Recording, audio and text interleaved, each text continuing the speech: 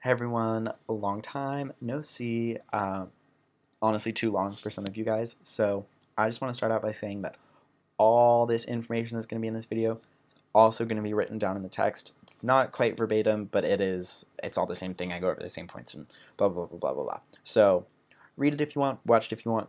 I don't really care. You're going to get the same information. So yeah, I just want to make things easy for you guys. Um, so I do want to start off by thanking the hosts. We all know this has kind of been a shit show, this whole game, and just thank them, you guys, for putting up with this bullshit. I want to thank Gage and Nikias for putting up with my personal bullshit and just having my back right from the get go, and also to the jury because you guys were a huge part of this game and this journey and my journey and getting to know all of you guys as people, as players. It just made for such an incredible game, and I'm just so happy that I got to know all of you guys.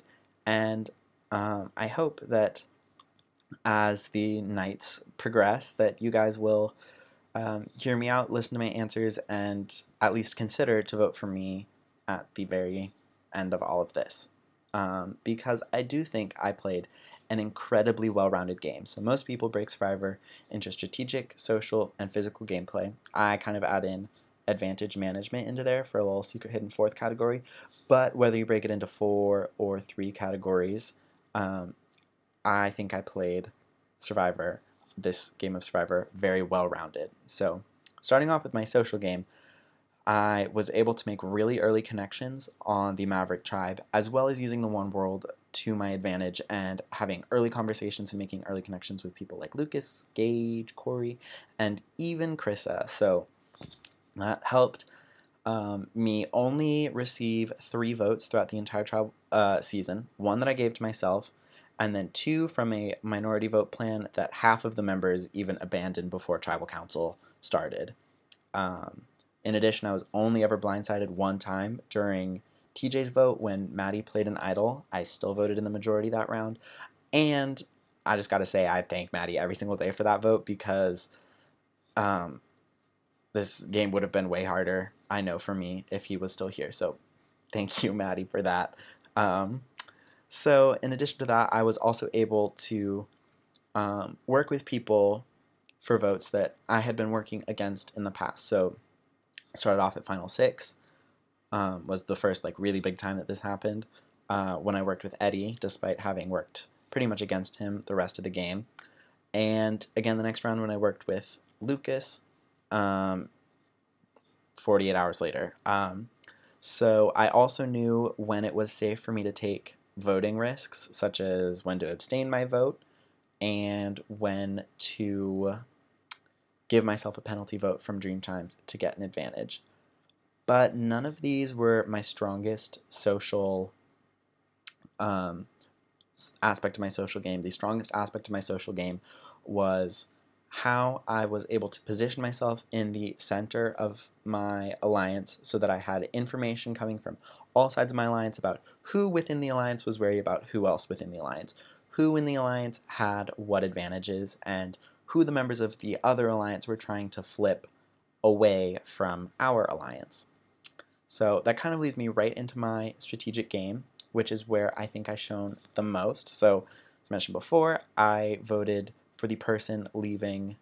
I voted correctly. The only times I didn't vote correctly were Maddie's idle play and a split vote plan where my target did go home in the end.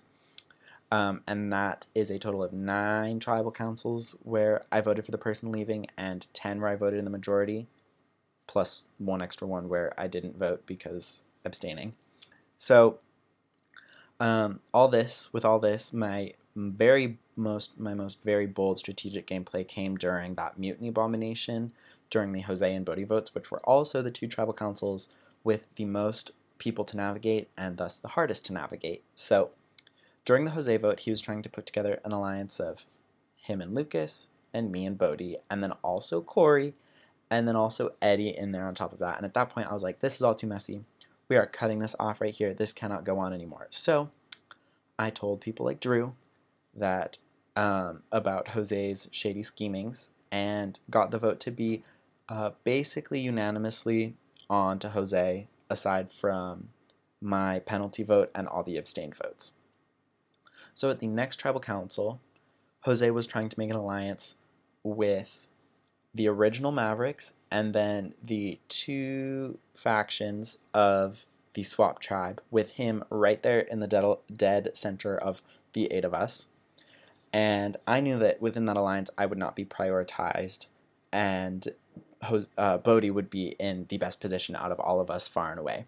So I leaked that plan to the other 6 people, 5 people, because Sammy was in on that plan, the other 5 people besides me and Sammy, who would become part of that 7-person alliance that voted together during the Bodhi vote. I told them what Bodhi was trying to do, how he was trying to put himself in the middle, and that it might be a good idea to get rid of him now.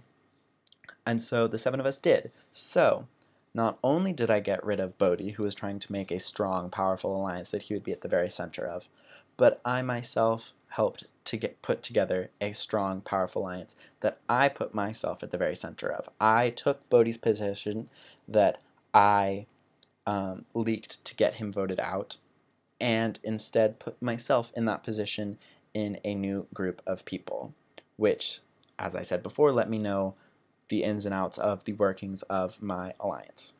So during the merge, I really leaned into my Maverick roots, and I did try to stay loyal to the 7-person alliance as much as I could until individual members proved that I could not trust them anymore due to withholding information, not being reliable anymore.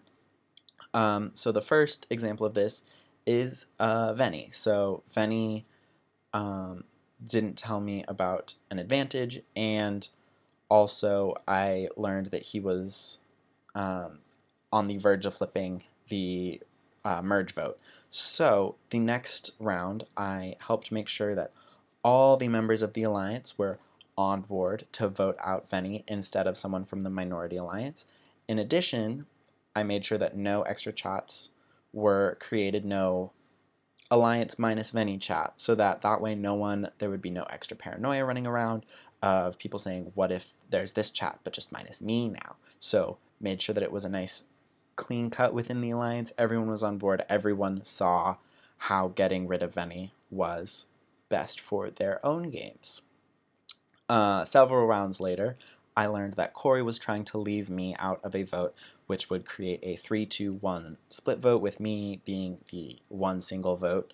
So I made a really tough decision, and because he was trying to leave me out of a vote and not include me in his immediate plans, I made the hard decision to vote him out. So all of this is just a long way of saying I tried to keep around, to the best of my ability, people who were not only telling me their long-term plans and including me in their long-term plans and seeing me in their long-term plans, but also seeing me in their immediate plans, seeing me this vote and the next vote, and wanting to include me in their plans this vote and the next vote. And with this, I was able to have influence at every tribal that I attended, as well as a incredibly crucial role at some of the most critical votes throughout the season. Alright, that was a lot. I'm gonna switch it up. Let's switch it up. We're done with those. I'm gonna talk about my physical game now, which honestly the statistics are not quite there for me, but I have a big but. This season was full of challenge threats. Like, you cannot deny that with people like Drew and Lucas and Venny. You had a strong physical season. And even though I wasn't winning all the challenges, I was definitely up there more than I wasn't. So it started off at the very beginning when I was a huge part of the letter number challenge, and I single-handedly won Jeopardy for my tribe. During the merge, I kind of eased up a little bit, partially because I knew I didn't need to win those immunities, and partially just because I was not as good at those challenges as some of the other ones. But during the final immunity challenge, I did stay up until 7:30 a.m., hold a water bottle over my head for 4.5 hours, and won the final immunity challenge, which gave me absolute freedom during that final vote, and most options heading in to final tribal council. So while those are really the only challenges that I had a great time in.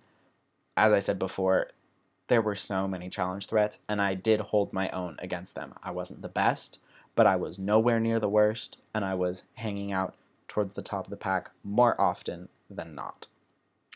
So on to my personal favorite category, my little sneaky fourth category that not a lot of people talk about, but I feel is very important, advantage management. So as I said earlier, I knew when I could take risks about Dreamtime and advantages and all that stuff, and I made sure I took them early so that I was the very first person to get into Dreamtime.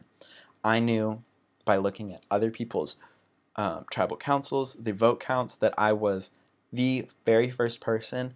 The only two people who could have gone to Dreamtime first were me or Sammy, and I knew it wasn't Sammy because I knew it was me. So I took those early risks to make sure that I was the very first person in Dreamtime so that I had the most time in Dreamtime so that I could find the best advantage for myself that I possibly could in Dreamtime. Once I was in Dreamtime, I searched all 4,000 pages that were on that blog to find all 8 advantages that were hidden in Dreamtime. There was Benny's Vote Steal, Light Round, Judgment Votes, 10 Judgment Votes that were hidden twice, Rock Block, Lucas's Tremor, a Light Round, oh my god, oh yeah, the other Judgment Vote, and then my, a Legacy advantage for the Judgment Vote, and then my Super Idol. So I put in all that work to make sure that I knew all of the advantages, would not be blindsided when any advantage came out to play. I would know if someone was lying to me about their advantage powers. I knew all of this, and also keep the best advantage, the Super Idol, for myself. So to get the Super Idol, I had to incur a penalty vote against myself at a tribal council of my choosing, after which I would then be rewarded with the Super Idol. So I chose Jose's tribal council, and I've had the Super Idol ever since, right after Jose was voted out. I kept it a secret, just myself, and my host chat knew. We were the only 5 people that knew about my Super Idol, and despite all of this, I kept it a secret all the way until Final 5, and despite all of this, I still never needed to use that Super Idol due to the strength already of my social and strategic games. I had it there as backup, but I never needed it. So after that, the only time that I was truly vulnerable was during Final 4, where I did also manage to win that final immunity challenge to ensure myself a spot here. So my advantage management, it didn't define my game, but it supported my game, helped my game, gave me an extra blanket of security that I could move forward, but I never needed, despite never threatening anyone with the Super Idol, never exposing it until Final 5, and never having that intimidation factor of, well, if we vote him out now, then he can just get out whoever he wants at this tribal. None of that happened. I survived on my own. So, in conclusion, I do think that I should win Uluru because I put in that hard work right from day one. I made those early connections. I took those early voting risks to make sure I could get into Dreamtime, and I put in that hard work to make sure I was in the best position I could possibly be in come the merge. I made sure that I was working with the people who wanted to not only keep me around, but keep me informed, in the loop, and a crucial part of their games. During Touchy Subjects, I was even labeled as the person most likely to be in control of the game, which so often is a death sentence in Survivor, but I had put in that early work, made those strong early social and strategic connections that even being labeled as the person most likely to be controlling this game, I still survived all the way to Final Tribal Council, and I didn't get a vote after that. I only got votes at one tribal council. I controlled my own destiny as much as I possibly could, and I pushed this game week after week into the way that I wanted it to go, even while moving halfway around the world.